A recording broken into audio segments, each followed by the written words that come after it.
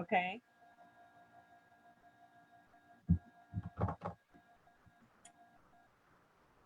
You always see it before me, so. Oh, now we're on Facebook. Okay. I can't see yet, so I'll just wait for, we'll start talking. Do you want to start with the introduction? All right. Yeah, you want me to go ahead? Yeah.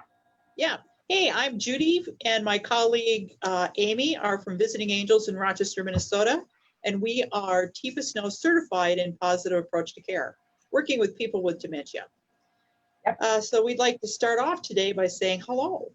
Hi. And welcome back.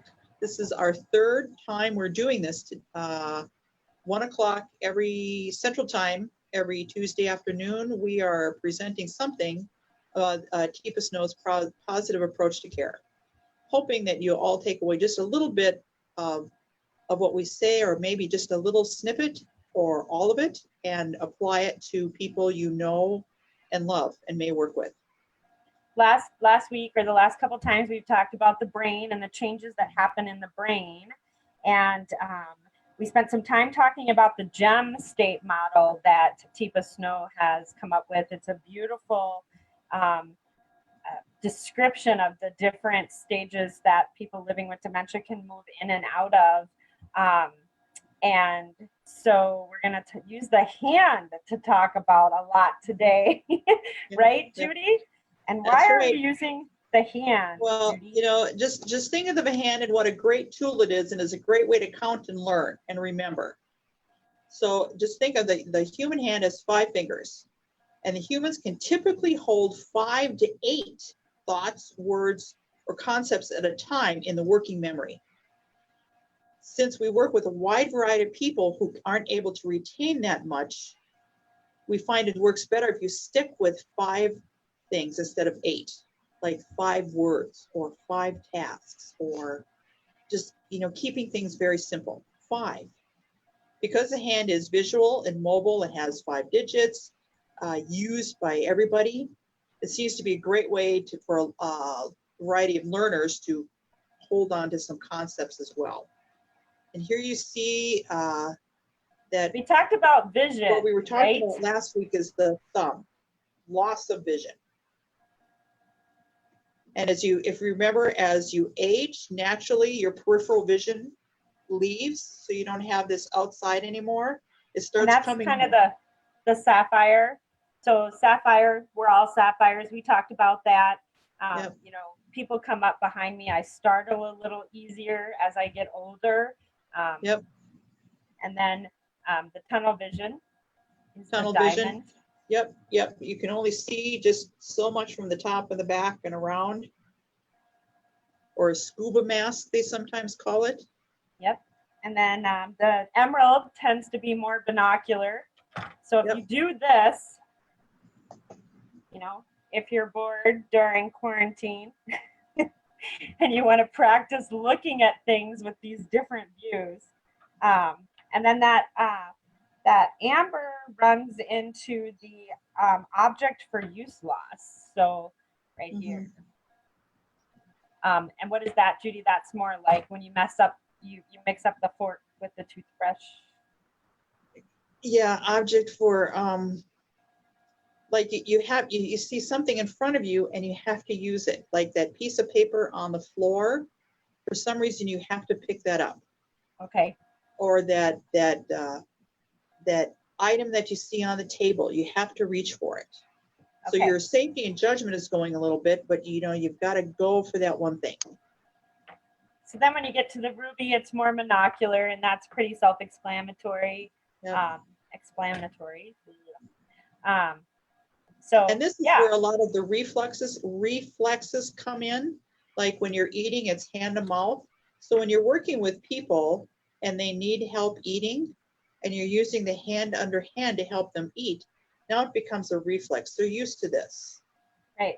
Or they're used to combing their hair, brushing their teeth, buttoning something. They might have lost their fine muscle dexterity, but they still want to try.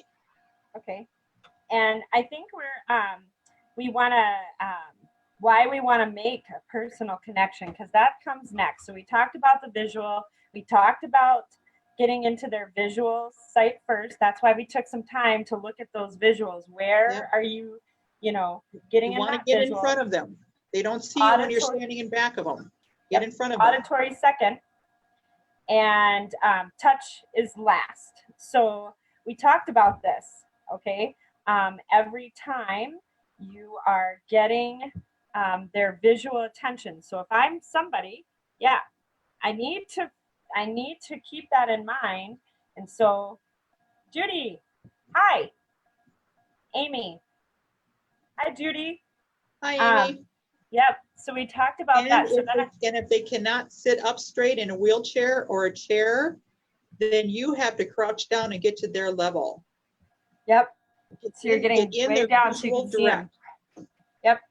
And then once you have that visual connection, right, you might get a smile or you might get verbiage, hi. That's when you're reaching in with your hand. That way you're staying in that line of vision and they can see that hand coming, right?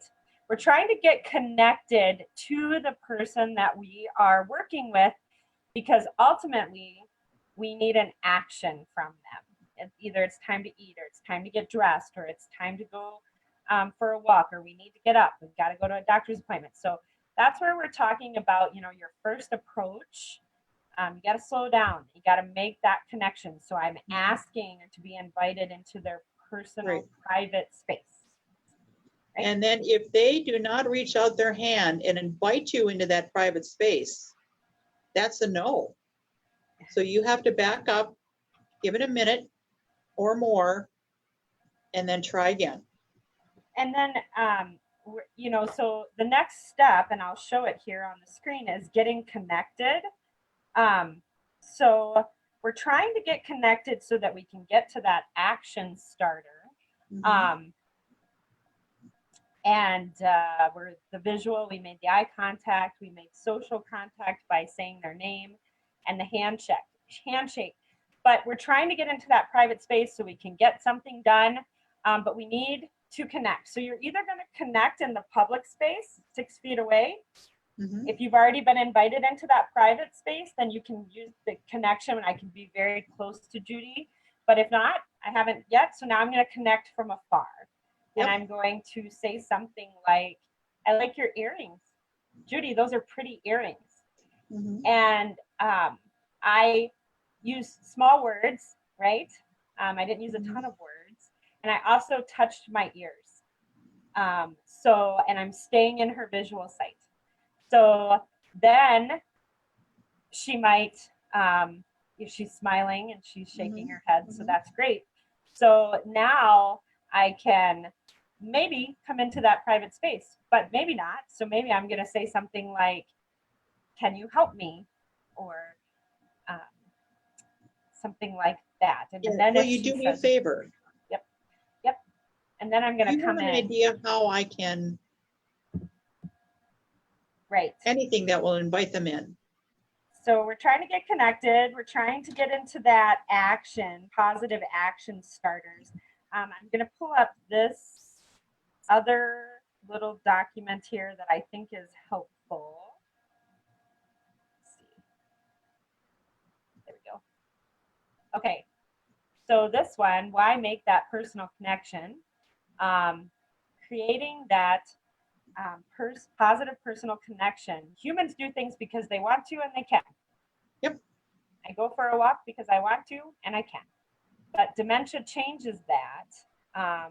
Dementia changes what we want and if we can. So we're trying to connect to help, right? And it talks here a little bit. We already talked about the greeting. We talked about the compliment. If it's someone new to you, suggesting a little share there. I'm from Minnesota. Where are you from?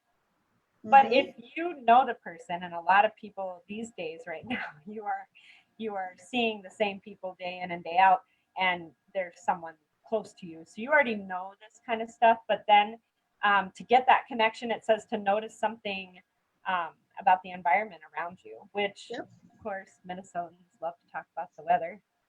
And the spring and the birds and the... Yes, it sure is pretty outside. The sun is beautiful. the grass is coming up.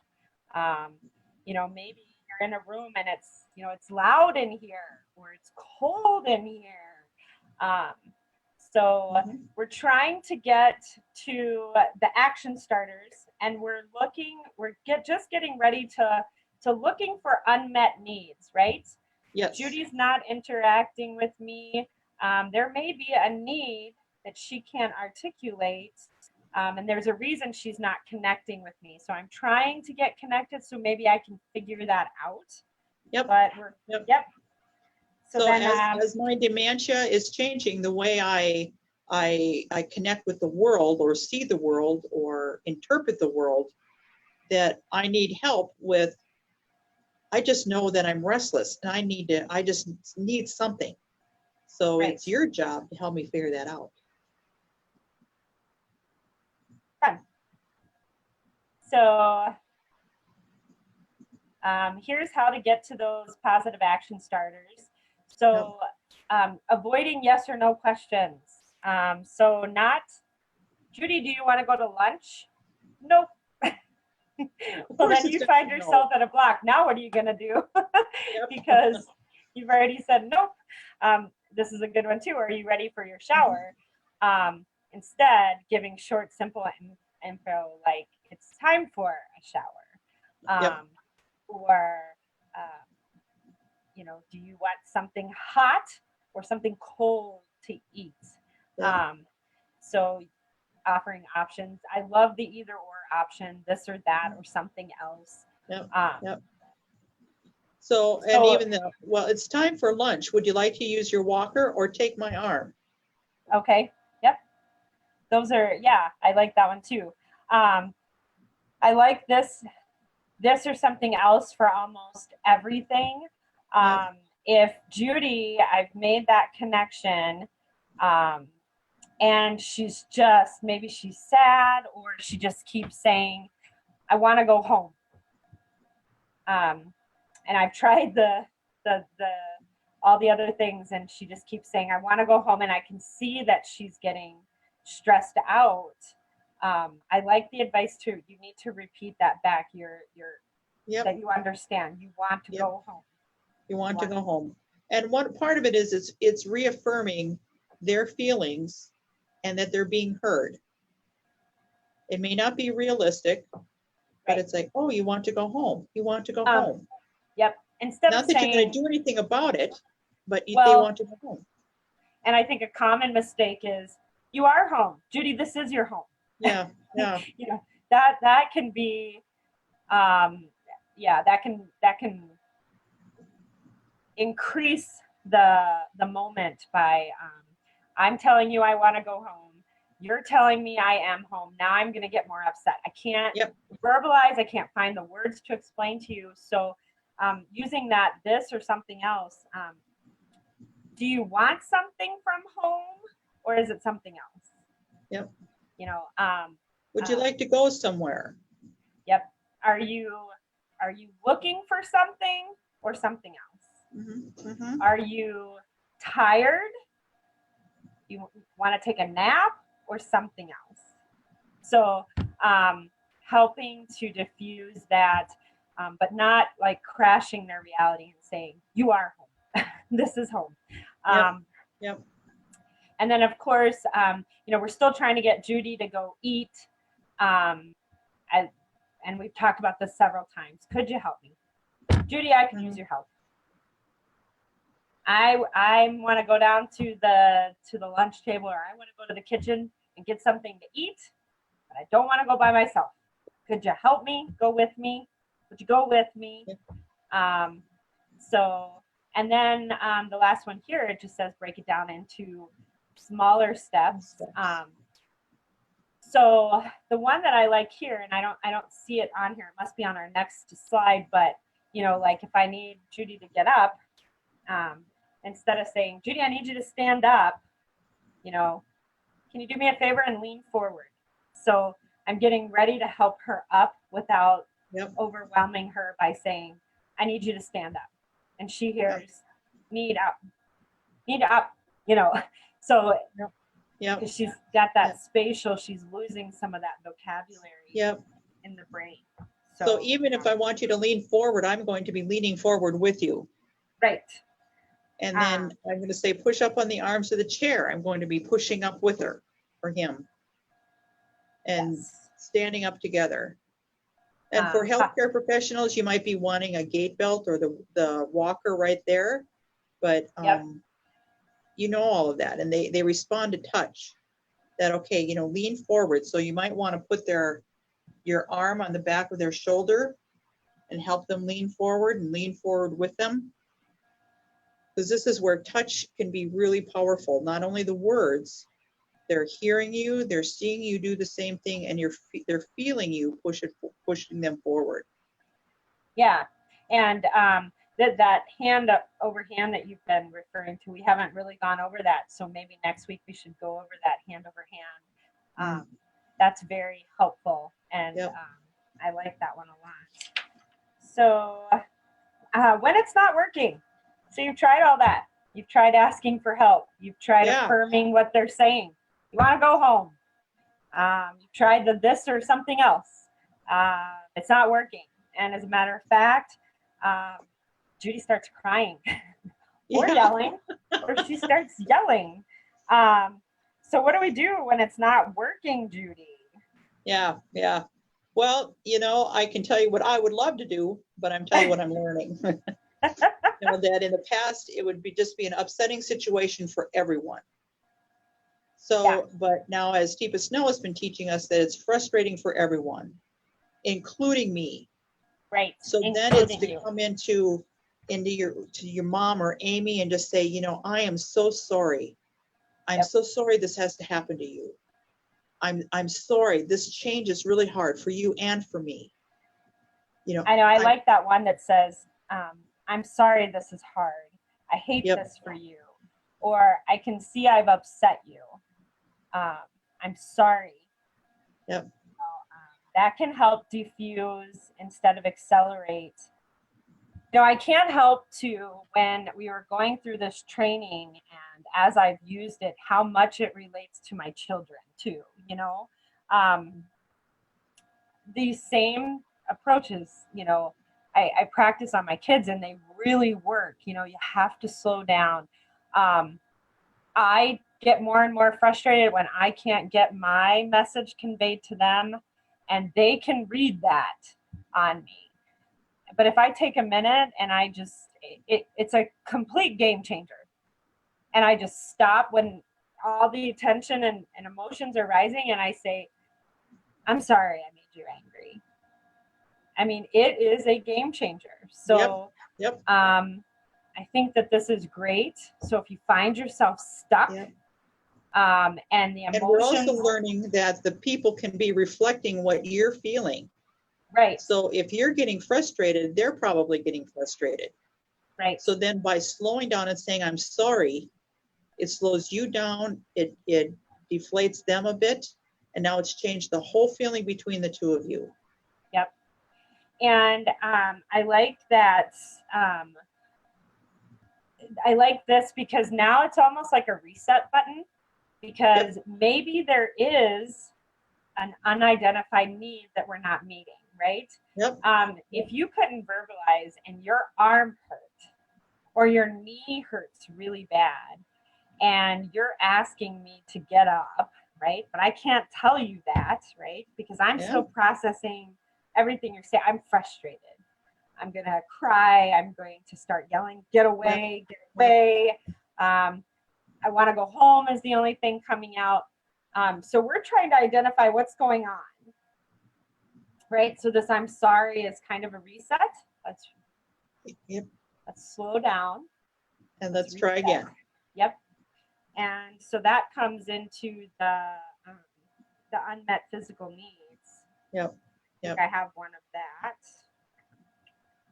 I hope this is the right one. I guess I could put my glasses on, that might help. So again, this one, like an infant, right? When an infant starts to cry, all of these things are what we're looking for, right? Because they can't tell us, I'm hungry. So we try here. So you've apologized. That person is still upset or not engaging in what I need them to do. They could be hungry. Right. So then, instead, when I apologize, what I'm doing, I'm giving up my agenda, and now I'm going to make it your agenda. So now, okay, what is the unmet need? Is Okay. it, are you thirsty? Are you hungry? Do you need a nap? Do you need to go to the bathroom? You need to go. Yep. Go Yep. to the bathroom. The Yep, weather and is I'm using changing. Are your hips hurting? Oh yeah, yep. Do you hurt? Do you Something hurt? Is it your knee or something else? Yep. Is it your arm? Maybe you notice that they're holding their arm close to them, or maybe you know a little bit about that person, like Judy said, and you know that their knees tend to hurt or their hips tend to hurt. Is it your hip or something else? And if that's not, we keep going right to the, comfort. They're not comfortable. Are you cold or something else? Yep. Should we get a blanket? And as you age, you get rid of the fat layer, which usually keeps you warm. Well, now that's why their skin is like tissue paper. Of course they're cold. So if they're not wearing a sweater when it's 95 degrees outside and 85% humidity, put a sweater on them. I mean, they're probably going to be cold. Yep. So yeah, identifying those unmet needs and using the either or approach. Is it this or is it something else? So, just to recap, we talked a little bit about that vision, getting in the line of vision, right? Yep. Then auditory, touch is very last. We talked about that private and public space. And even if your person living with dementia knows you and sees you every day, or you're a daughter or you're a spouse, you still want to be invited into their private space. That's right. I don't know about you, but I don't want people just coming up touching me all the time. Yeah. Even, even people that are close to me, I don't necessarily want you to start a conversation and say hi and then grab me or grab my wrist or grab my hand. That's too much for me. And I believe I'm still a sapphire most of the time. So, but well, we and then talked think about it, even if you're in a nursing home and in a wheelchair and someone comes up behind you and starts wheeling you off in the wheelchair, and how frightening that can be. Just it's taking that extra minute just to get their attention and say, are you ready to go to lunch? Yeah, or would you like a little bit to eat? Yep. Yeah, we talked about getting connected. You need to get connected with your person. Every interaction, simple compliments. I like your hair, pretty glasses. Those are pretty earrings. Get connected. So that you can get into those positive action starters using words like, can you help me? Could we try?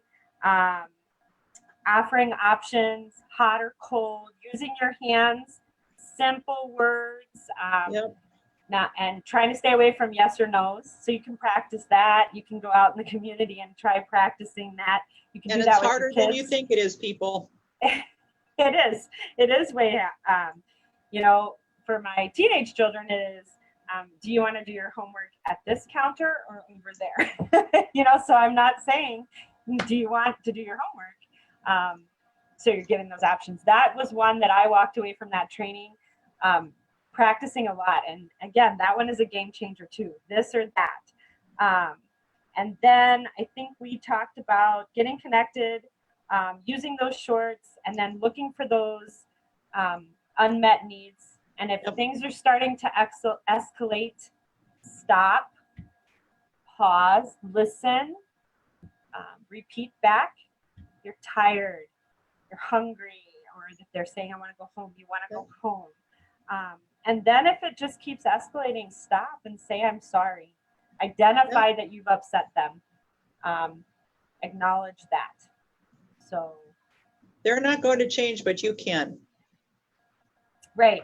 So I don't know. I hope that helps. I think we covered a lot. Next week, we want to go into more of those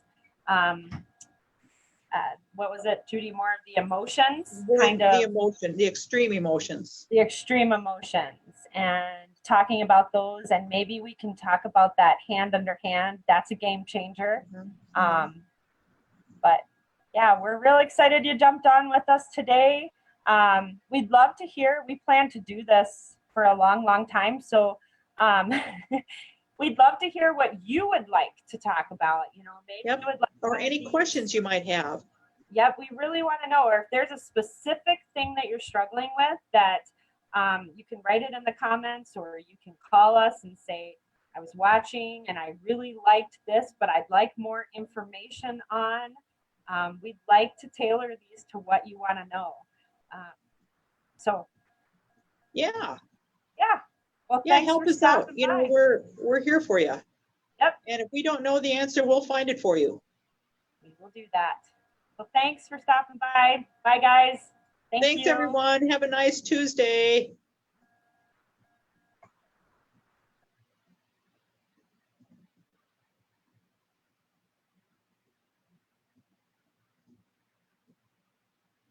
Okay.